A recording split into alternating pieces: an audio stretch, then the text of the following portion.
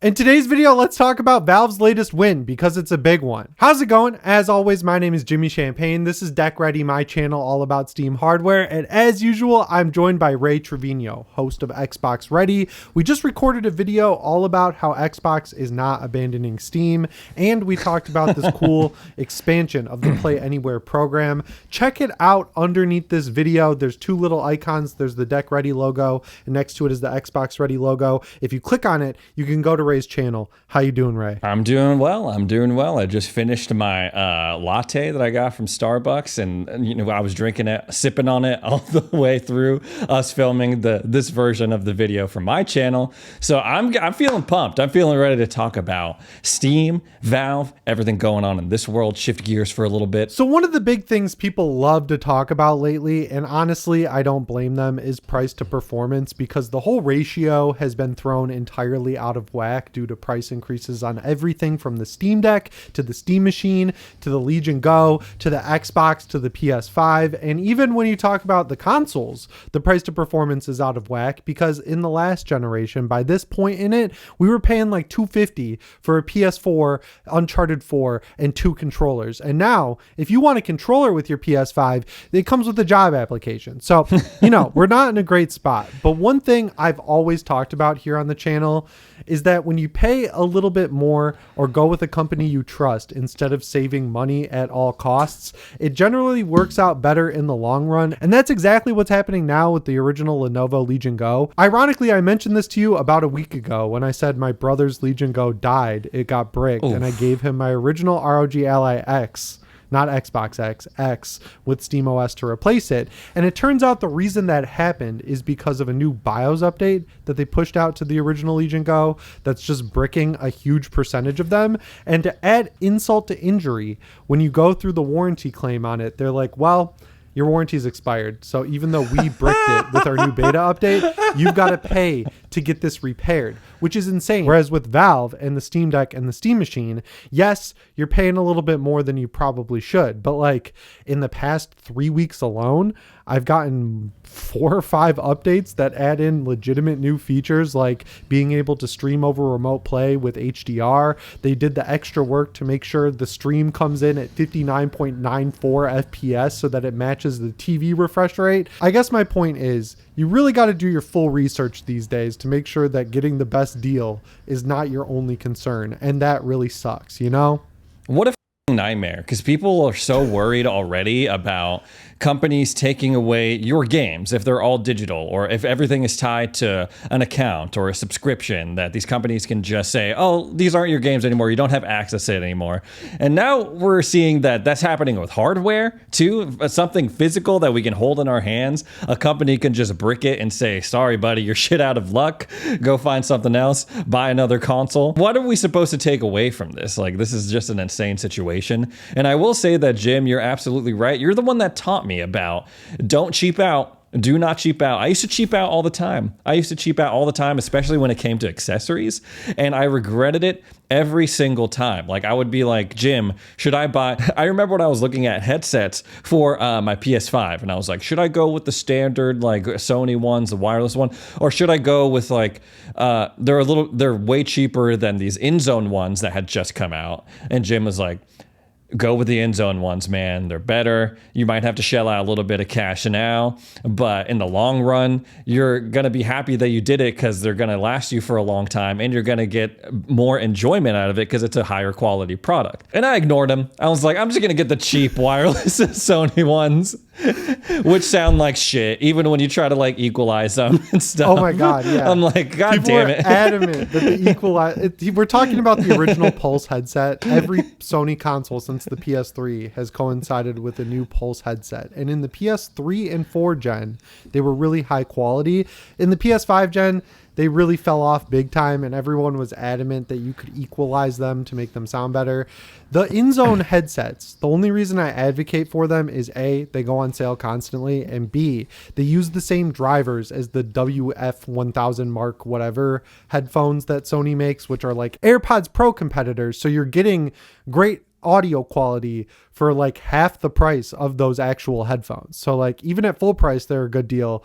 but like they were on sale at the time. And it's just like you can obviously overpay for stuff big time, right? Like you can get fleeced. Like on the Lenovo Legion Go 2, the Z2 Extreme version goes up to like $2,000. Yeah, that's crazy. When you're in moron territory. But like when everything is scaled up in unison to be higher than it should, the overall price to performance and quality to price, it usually shakes out exactly the same. So it's just like us filtering back down into the same conversation of these price increases fucking suck, dude. And why would you trust Lenovo? Why would you throw 2 bands down for the Legion Go 2 when this is a known issue with their original handheld? This doesn't make any sense. So like they have no guarantee. Even they've proved that even the warranty is honorable, you know? It's just those little things that really add up. Like we've heard so many news stories over the past 5 years since the Steam Deck started, where like going back to the first Deck Ready video, it was how to upgrade the SSD in your Steam Deck. And there's a really critical step, which is unplug the battery and hold the power button to get all the charge out, because you can actually fry the motherboard with static electricity from your fingers. And it turned out like the day after I posted that video, a guy upgraded his SSD without doing that, and he fried his motherboard, and opening it up that way and messing around with it voided the warranty. Valve was like, just send it in. We'll give you a new one. It's like they do stuff like that constantly, and that really goes a long way. So it's like, in addition to the hardware, you're also getting peace of mind. And for me personally, in my ripe old age of 33, that really matters, because I just don't want to deal with the bullshit anymore, honestly. Like all the little extra steps to save money. I'm not going to be a dumbass about the way I spend money, but like there is an argument to be made about peace of mind having a lot of value because of the time it saves. Like Jim was saying at the top of the video, it all comes down to everything being so out of balance. Like it used to be a no-brainer picking up a lot of these consoles, especially something like the Steam Deck, because of the price. It punched well above its weight for what you were paying for it. And that's what I used to say about the Series S all the time. It's like, you cannot complain about the Series S when you spend like $200 to $300 on it, because for what you're paying for it, it's running all of these games like Cyberpunk, like Elden Ring. Like, what more can you ask for something that cheap?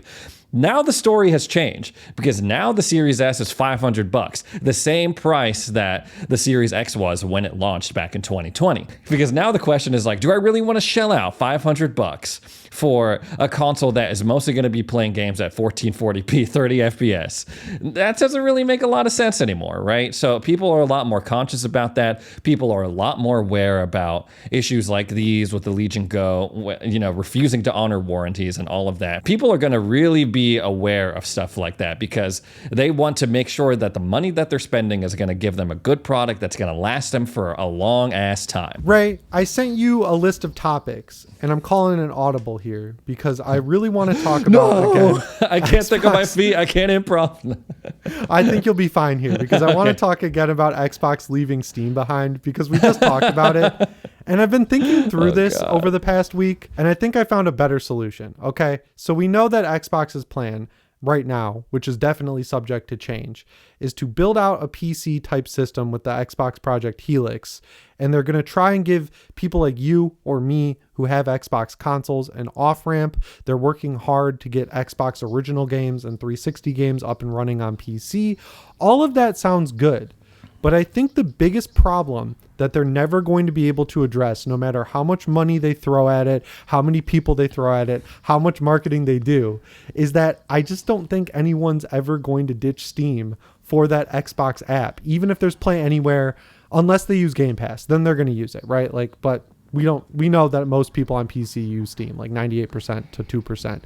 So I was thinking through this. I was looking back through the history of gaming, and it reminded me of this really cool thing that Sony actually did back in the day when Portal 2 came out, where if you bought a PS3 copy of Portal 2, you could link your Steam account to your PlayStation Network account, and free of charge, you'd get a free PC copy of Portal 2.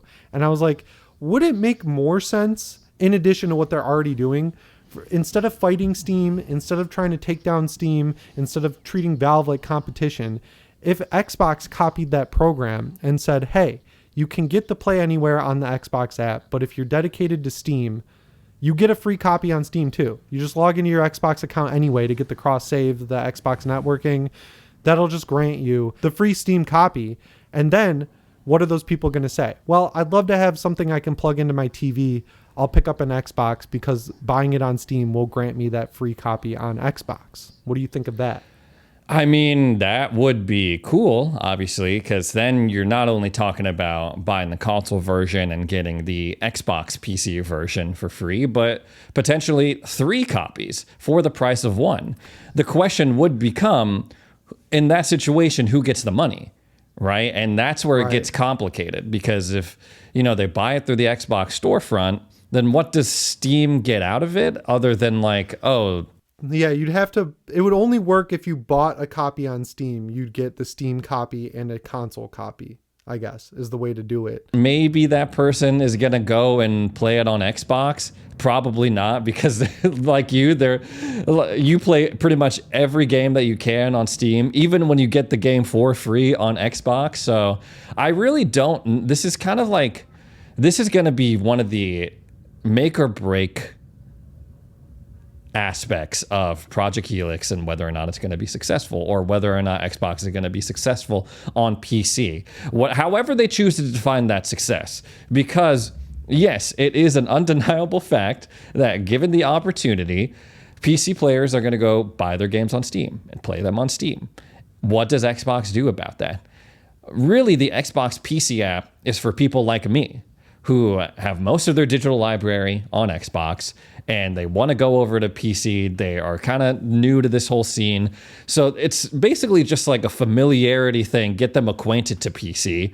And try as they might to be like, oh, you can launch your Steam games from the Xbox app. It's not enough. Like, it really isn't enough. And we've seen people try this before with other launchers, right? Like Epic Games literally giving you games away for free could not catch up to Steam. Like, they were giving people good big games for free and people would just go and claim them and then go right back to Steam. Like, it was like, so I don't really know, but it is kind of cool, this idea that Xbox and Steam working together for people who want that option.